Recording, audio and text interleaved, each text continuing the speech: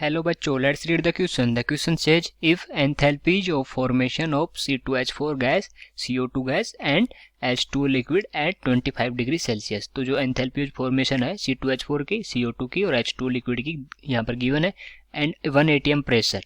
Okay, 52 minus 394 and minus 286। तो ये है enthalpy of formation respectively. Okay, the change in enthalpy of combustion is, तो जो इसका कंबशन है C2H4 का कंबशन है उसकी चेंज इन एंथैल्पी अपने को फाइंड आउट करनी है। और ऑप्शन है माइनस 141.2 किलो जूल पर मोल, माइनस 1412 किलो जूल पर मोल, प्लस 14.2 किलो जूल पर मोल और ये है प्लस 1412 किलो जूल पर मोल। ओके, तो देखते हैं इनमें से कौन सा करेक्ट है एंथैल्पी जो change in enthalpy of combustion के लिए। तो सबसे पहले लिख लेते हैं इस क्वेश्चन का की कॉन्सेप्ट। ओके, और इस क्वेश्चन का की कॉन्सेप्ट क्या हो जाएगा change in enthalpy of combustion, enthalpy of combustion. Okay, तो चेंज इन एंथैल्पी बताना आप लोगों को ऑफ कंबशन। और change in enthalpy of combustion क्या होती है? Heat released when a substance का, किसी भी सब्सटेंस का कंबशन होता है तो जो हीट रिलीज होती है उसको बोलते हैं change in enthalpy of combustion. Okay, तो यहाँ पर जो सब्सटेंस है वो क्या गिवन है? C2H4। तो C2H4 का यहाँ पर कंबशन की जो रिएक्शन है वो देखते हैं, C2H4 gas plus O2। Okay, और चेंज किस में होगा? तो ये कार्बन है यहाँ तो CO2 बनाएगा, CO2, और CO2 कितने मोल होंगे? यहाँ पर 2C है तो यहाँ पर 2CO2। ओके, प्लस H2 के कितने मोल होंगे? जो H2O लिक्विड बनेगा, H2O liquid. Okay, H2 liquid बनेगा तो इसके कितने मोल हो जाएंगे? 2 मोल हो जाएंगे क्योंकि H4 है।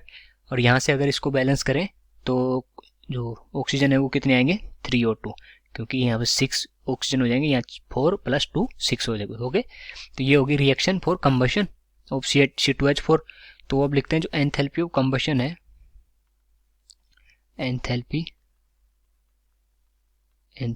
Of combustion, change in enthalpy of combustion, वो किसके इक्वल होगी वो देखते हैं। वो इक्वल होगी किसके?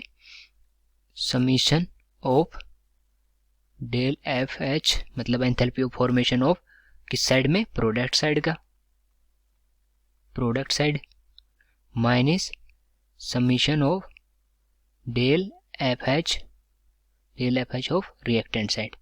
Okay, reactant side. और जो एंथैल्पी ऑफ फॉर्मेशन होती है वो क्या होती है? वो होती है जब 1 मोल ऑफ द सब्सटेंस बनता है उसके जो कॉन्स्टिट्यूएंट एलिमेंट्स हैं, नेचुरल एलिमेंट्स, उनसे।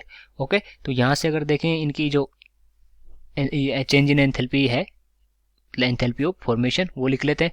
तो C2H4 गैस के लिए कितनी गिवन है? डेल FH फॉर C2H4, इसके लिए कितनी गिवन है अपने को? 52 किलो जूल पर मोल। ओके, और ऐसे FH फॉर किसके लिए? O2 गैस के लिए, O2 गैस के लिए क्या हो जाएगी? 0 किलो जूल पर मोल। ओके, 0 कैसे हो जाएगी? क्योंकि ये स्टैंडर्ड स्टेट में, स्टैंडर्ड स्टेट में इसके लिए जो एंथैल्पी ऑफ फॉर्मेशन क्या होगी? 0, स्टैंडर्ड स्टेट। और ऐसे ही जो डेल FH फॉर किसके लिए? CO2 के लिए, CO2 के लिए कितनी गिवन है? माइनस 394 किलो जूल पर मोल। ओके, और यहाँ से जो डेल FH किसके लिए है? वाटर के लिए है, वो कितनी गिवन है? H2O जो लिक्विड है, H2O लिक्विड, उसके लिए कितनी गिवन है? माइनस 286 किलो जूल पर मोल। तो अब जो फॉर्मूला था अपना एंथैल्पी ऑफ कंबशन का, वहाँ पर ये सारी वैल्यूज पुट कर देते हैं। तो अगर ये वैल्यूज पुट करेंगे तो वहाँ से क्या वैल्यू प्रोडक्ट साइड में है वो देखते हैं। प्रोडक्ट साइड में क्या क्या है? 2 × CO2 की, 2 × CO2 के लिए कितनी है? माइनस 394। और यहाँ पर 2 क्यों ले रहे हैं?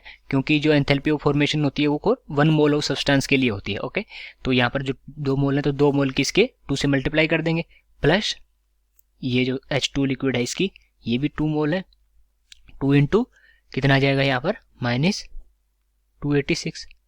ओके, ये हो गया प्रोडक्ट साइड में।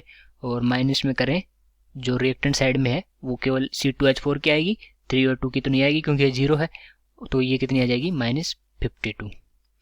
और यहाँ से अगर कैलकुलेट करते हैं तो ये आती है वैल्यू माइनस 1412 किलो जूल पर मोल, ये वैल्यू है किसकी? एंथैल्पी ऑफ जो अपनी एंथैल्पी ऑफ कंबशन है उसकी। तो कौन सा ऑप्शन करेक्ट हो जाएगा यहाँ से, बी ऑप्शन करेक्ट हो जाएगा। So I hope you understood it well, best of luck.